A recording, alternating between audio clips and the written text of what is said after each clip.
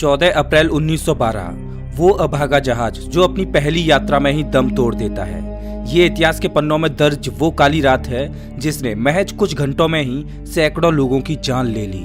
ये वो दिन था जब कभी न डूबने वाला जहाज कुछ घंटों में ही समुद्र की असीम गहराइयों में दम तोड़ देता है। दम तोड़ देते हैं वे 1500 लोग जिनका कसूर बस इतना था कि उन्होंने उस समय के सबसे आलीशान और महंगे जहाज में सफर करने का निर्णय लिया था। उस रात आखिर टाइटैनिक के साथ क्या हुआ था?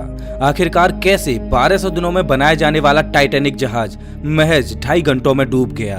क्या टाइटैनिक सच में केवल आइसबर्ग से टकराकर समुद्र में डूब गया या इसके पीछे कोई ऐसा कारण है जिससे आज भी लोग अनजान हैं? आज हम टाइटैनिक से जुड़े वो राज और रहस्य आपके सामने रखने वाले हैं जिनका जिक्र करते शायद ही आपने किसी को सुना होगा। ये बात है आज से करीब 1 सदी पहले की। 19वीं सदी की शुरुआत में ब्रिटेन दुनिया का सबसे बड़ा जहाज बनाना चाहता था। एक ऐसा जहाज जो सारी सुख सुविधाओं से लैस हो, एक ऐसा जहाज जो कभी न डूब सके और ऐसा जहाज जिस पर बैठने का ख्वाब दुनिया के हर एक शख्स का हो। हालांकि वो इस बात से अनजान थे कि जितनी मेहनत वो इस जहाज को बनाने में लगाने वाले थे, वो जहाज न केवल डूबेगा बल्कि अपनी पहली यात्रा में ही डूबेगा और अपने साथ सैकड़ों लोगों को भी ले डूबेगा। ब्रिटेन सरकार ने इस जहाज को बनाने का जिम्मा व्हाइट लाइन स्टार कंपनी को सौंपा और सन 1909 में इस जहाज का निर्माण कार्य शुरू हो गया था। इस कभी न डूबने वाले जहाज को बनाने में 3 सालों का समय लगा और 31 मार्च सन 1912 में ये बनकर पूरे तरीके से तैयार हो गया। इस जहाज को बनाने में $7.5 मिलियन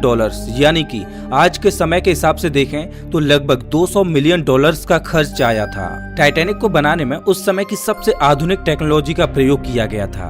ब्रिटेन सरकार चाहती थी कि टाइटैनिक को टक्कर देने वाला कोई जहाज बन ही ना सके और इसीलिए इसे इतना आलीशान और आधुनिक बनाया गया जिसकी कभी किसी ने कल्पना ही नहीं की थी। ये जहाज अपने समय के बाकी अन्य जहाजों से आधुनिकता, आकार और ऐशो आराम जैसे सभी मामलों में काफी आगे था। 3 सालों में 3000 वर्कर्स के साथ बनाया गया ये जहाज सच में ही अद्भुत था। हालांकि आपको ये जानकर हैरानी होगी कि इसे बनाते बनाते 7 लोगों की मृत्यु हो गई और 40 लोग गंभीर रूप से घायल भी हुए थे। टाइटैनिक का कुल वजन 46,000 टन जितना था और ये 882 फीट लंबा था, इतना लंबा कि इसके अंदर 3 फुटबॉल फील्ड समा सकते हैं। अगर इसे वर्टिकली खड़ा कर दिया जाता तो ये उस समय मौजूद सबसे ऊंची इमारत से भी ज्यादा ऊंचा होता। इसका इंटीरियर बेहद खूबसूरत था। इसके अंदर स्विमिंग पूल और जिम भी थे।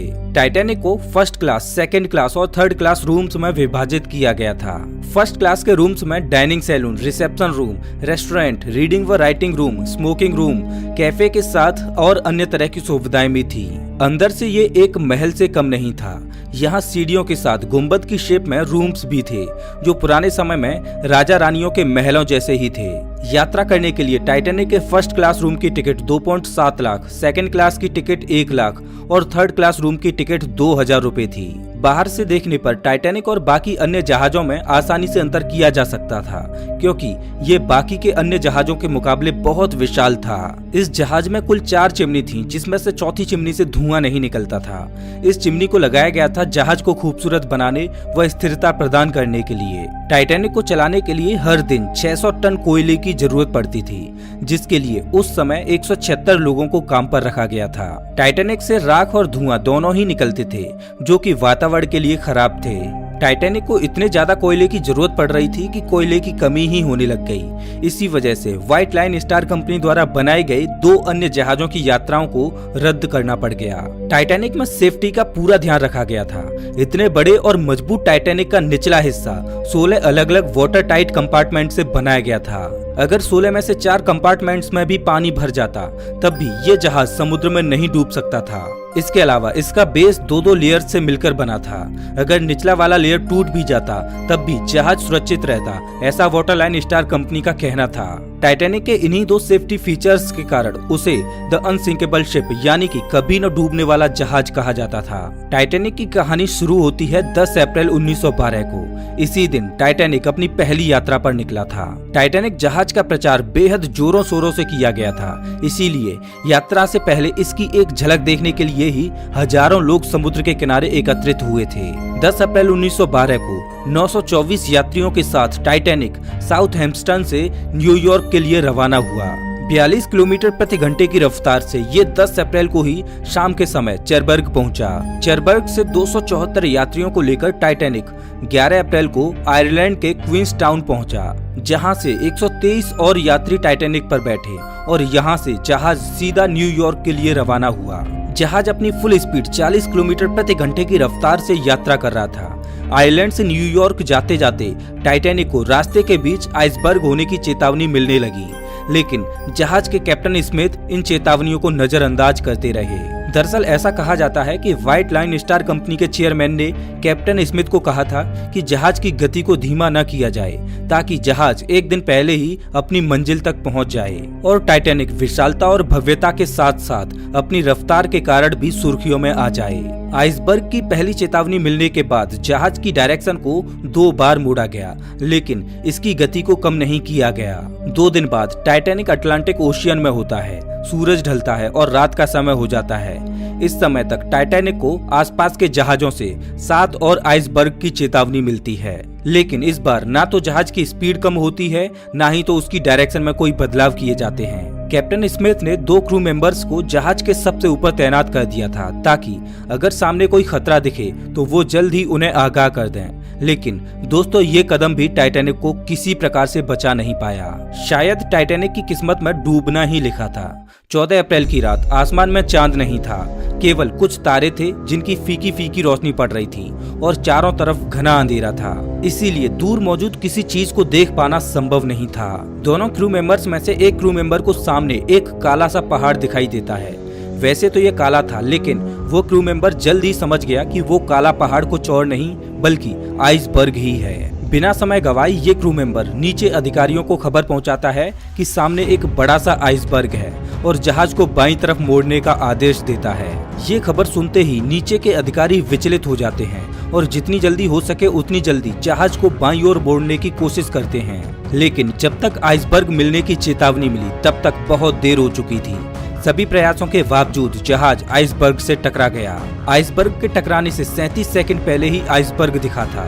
इसका मतलब जहाज को मोड़ने के लिए मैक्सिमम 20 से 30 सेकंड का समय ही बचा था। अगर ये आइसबर्ग 1-2 मिनट पहले भी दिख जाता तब भी जहाज की दिशा को मोड़ा जा सकता था और इस हादसे को टाला जा सकता था। जिन क्रू मेंबर्स को ऐसे खड़ा किया जाता है उनके पास बाइनोकुलर्स होते हैं, लेकिन टाइटैनिक पर खड़े इन दोनों क्रू मेंबर्स के पास कोई भी बाइनोकुलर नहीं था। बाइनोकुलर्स होते तो आइसबर्ग का पता जल्दी चलता और इस दुर्घटना को आसानी से टाला जा सकता था। हालांकि अंत में आइसबर्ग से टकराव हो ही गया। ये टकराव रात 11:40 पर हुआ था। आइसबर्ग का टकराव टाइटैनिक के फ्रंट साइड में दाहिने व निचले हिस्से में हुआ था।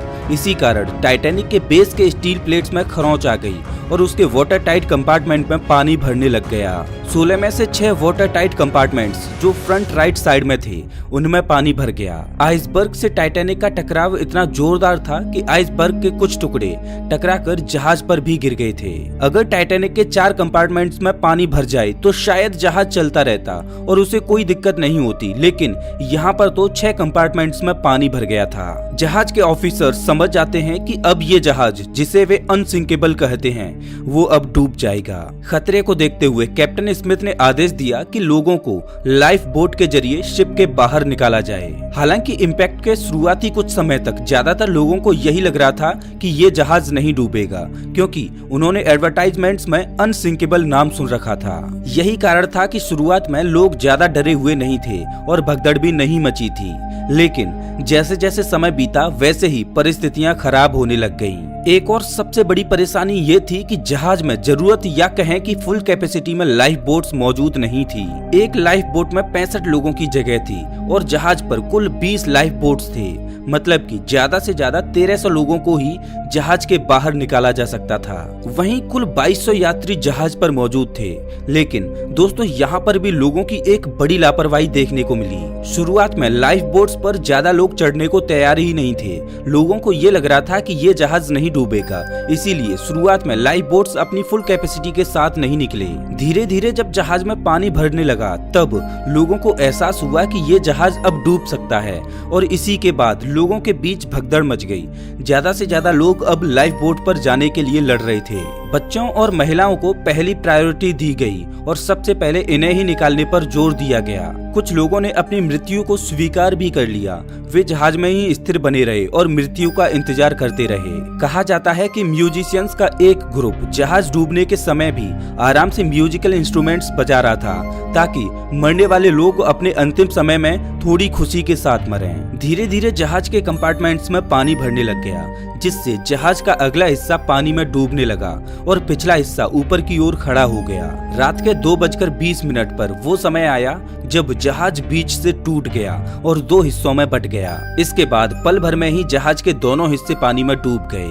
कभी न डूबने वाला जहाज महज 2 घंटे 40 मिनट में पूरी तरह से अटलांटिक महासागर की गोद में समा गया। इस घटना से पहले तकरीबन 700 लोगों को लाइफ बोट से निकाला जा चुका था और लगभग 1500 लोग जहाज के साथ पानी में डूब गए। समुद्र के पानी का तापमान 2 डिग्री सेल्सियस था। जो लोग तैरकर कुछ घंटे जिंदा रह सकते थे, वे लोग भी इतने ठंडे पानी में अपना दम तोड़ देते हैं और देखते ही देखते 1500 लोगों की दुखद मृत्यु हो जाती है। जहाज को तो बचाना शायद नामुमकिन था, लेकिन अगर टाइटैनिक पर सही मात्रा में लाइफ बोट्स मौजूद होते तो सभी लोगों को यकीनन बचाया जा सकता था। कैप्टन स्मिथ को जहाज पर मौजूद लोगों की संख्या पता थी, लेकिन फिर भी उन्होंने पर्याप्त लाइफ बोट्स का इंतजाम जहाज पर नहीं करवाया था। शायद इसीलिए क्योंकि उन्हें लगता था कि ये जहाज कभी डूब ही नहीं सकता। कैप्टन स्मिथ खुद इस घटना में नहीं बच पाए थे। कुछ लोगों के अनुसार उनकी मृत्यु पानी में डूबने से हुई थी, तो कुछ ये मानते हैं कि उन्होंने खुद को गोली मारकर आत्महत्या कर ली थी। खैर सच क्या है ये तो किसी को नहीं पता, लेकिन टाइटैनिक डूबने के बाद शुरुआती न्यूज़पेपर्स में ये गलत खबर छापी गई थी कि टाइटैनिक डूबा तो है, लेकिन किसी की मौत नहीं हुई। 2 दिन बाद ही खबरें आती हैं कि लगभग 1500 लोग इस घटना में मारे गए। खैर इसके अलावा इस दुर्घटना के बाद समय समय पर सवाल भी उठते रहे कि आखिरकार इतना मजबूत और शक्तिशाली जहाज कैसे महज एक आइसबर्ग के टकराने से डूब गया। उस समय की सबसे उम्दा टेक्नोलॉजी से बना जहाज एक आइसबर्ग के इम्पैक्ट को क्यों नहीं झेल पाया। दुर्घटना के बाद इस विषय पर काफी रिसर्च की गई और रिसर्चर्स को जो पता चला उसने सभी के होश उड़ा दिए। रिसर्चर्स को पता चला कि टाइटैनिक के डूबने की असली वजह महज वो आइसबर्ग नहीं बल्कि वो आग भी थी जो टाइटैनिक के बेस या कहें कि निचले हिस्से में लगी हुई थी। ये आग टाइटैनिक के समुद्र में यात्रा करने के पहले से ही लगी हुई थी। टाइटैनिक में लगी इस आग का जीता जागता सबूत है टाइटैनिक की यात्रा से पहले की ली गई तस्वीरें, जिसमें टाइटैनिक के निचले हिस्से में एक काले धब्बे को साफ साफ देखा जा सकता है। ये काला धब्बा कुछ और नहीं बल्कि लगी हुई आग का ही निशान था। इस धब्बे को सबसे पहली बार एक जर्नलिस्ट ने नोटिस किया था और जब उस जर्नलिस्ट ने रिसर्चर्स को इसके बारे में बताया और जब इस पर रिसर्च की गई तो पता चला कि वो धब्बा जहाज के अंदर लगी आग का ही नतीजा रहा होगा। रिसर्चर्स का कहना है कि बेस में लगी इस आग ने जहाज के बेस को 70 से 75% तक कमजोर कर दिया होगा। इत्तेफाक की बात तो ये थी कि जिस जगह पर यह धब्बा था उसी जगह पर आइसबर्ग टाइटैनिक से टकराया था और क्योंकि वो जगह कमजोर थी इसीलिए उसमें आसानी से छेद हो गया होगा, जिससे समुद्र का पानी जहाज के वाटर टाइट कंपार्टमेंट्स में घुस गया और जहाज डूब गया। अगर जहाज के बेस में लगी आग को ठीक कर दिया जाता तो ये हिस्सा कमजोर नहीं पड़ता और शायद आइसबर्ग के टकराने से जहाज को इतना फर्क न पड़ता। वो 1500 लोग जो मारे गए थे वो बच जाते। सबसे हैरानी की बात तो ये है कि टाइटैनिक को बनाने में जो लोग इन्वॉल्व थे उनको इस आग के बारे में पता था, लेकिन तब भी उन्होंने इस पर काबू पाने के लिए कुछ नहीं किया, क्योंकि जब तक उन्हें इसका पता चलता तब तक टाइटैनिक की सारी टिकट्स बिक चुकी थी।